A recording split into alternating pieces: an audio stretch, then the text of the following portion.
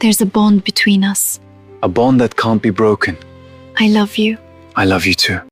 I love you. I love you too. Forever. I love you. I want to be with you. I love you too. The old train disappeared into the darkness, carrying Ateş Karahan, Mercan Yıldırım, Aslı Taner, and Cemal Ahlatlı toward an unknown destination. Outside the windows, there was nothing but thick fog. Mercan looked at Ateş. This doesn't feel like an ordinary journey. Ateş nodded.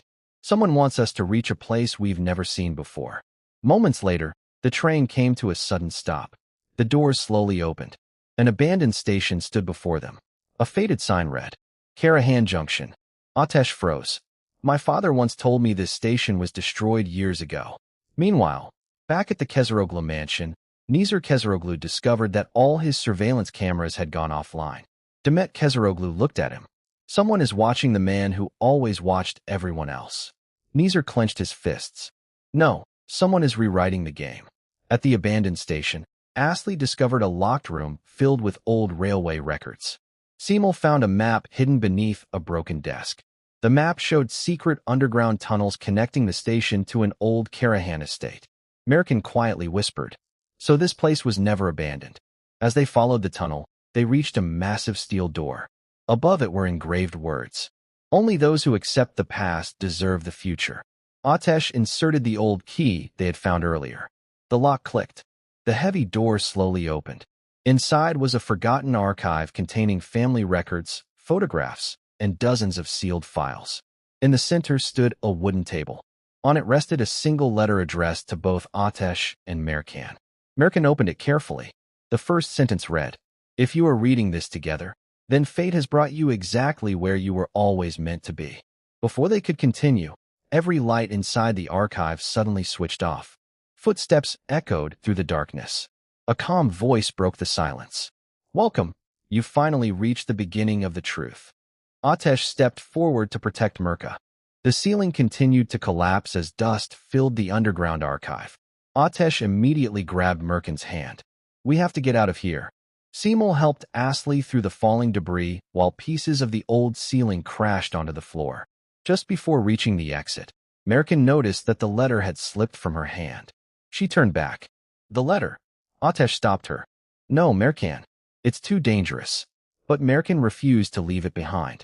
She rushed back into the collapsing room and managed to pick it up seconds before another section of the ceiling fell.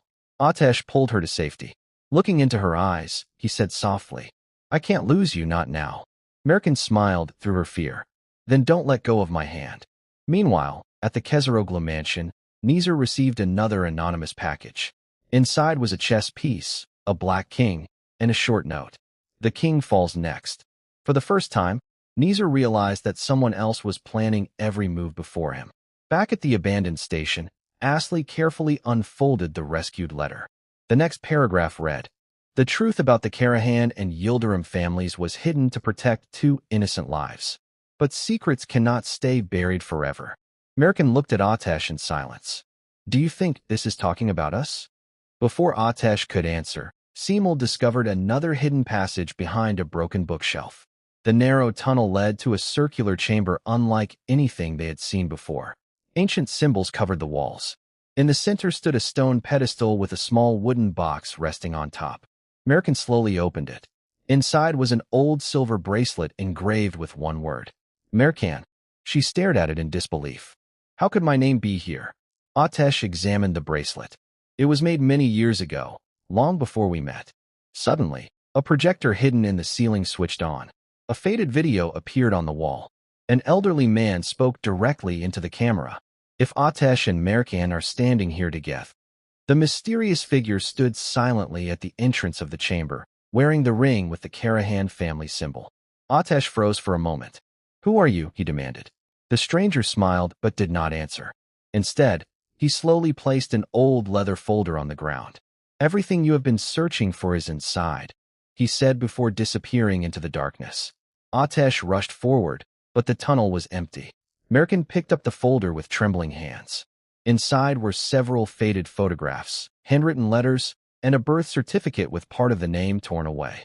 Astley looked at the document. Someone wanted to erase this person's identity. Cemal carefully unfolded another paper. It was an old map showing a hidden location beneath the Karahan estate. At the bottom of the map, one sentence was written: "The final witness is still alive." Mercan looked at Ateş. If that's true, then everything we've believed could be wrong. Meanwhile, Nezir Keseroğlu received news that Ateş and his friends had escaped the underground chamber. His face turned pale. "They're moving faster than I expected," Demet quietly replied. "You've spent years hiding the truth. Now the truth is finding its own way." That night, Ateş, Mercan, Aslı, and Cemal followed the map to an abandoned chapel hidden deep inside the forest. The building was old and covered with vines, but one candle was still burning inside. Mercan whispered, "Someone was here recently." At the center of the chapel stood a wooden table. On it rested an old cassette player. Ateş pressed the play button. A familiar voice echoed through the room. "If you are listening to this, it means the final chapter has already begun. Trust your heart, because not every enemy is truly your enemy, and not every friend is truly your friend." The recording suddenly stopped.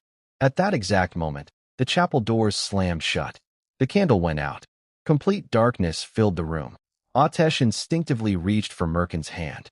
Ateş switched on his flashlight as he and Mercan carefully descended the narrow stone staircase beneath the chapel. Every step echoed through the darkness, making the silence even more unsettling. Mercan looked around. This place feels untouched, as if someone wanted it to remain hidden forever. Ateş nodded. "And yet someone has been guiding us here from the very beginning." A few moments later, Astley and Cemal joined them.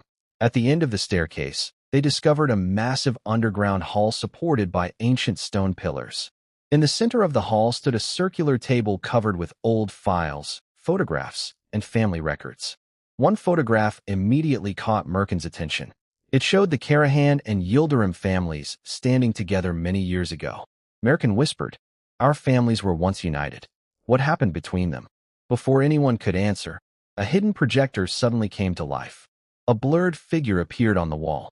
The voice said calmly, "If you have reached this place, then you already know that the past you believed in was carefully rewritten." Ateş stepped closer. "Who are you? Why are you hiding?" The figure replied, "Because the person you are searching for has been closer than you ever imagined."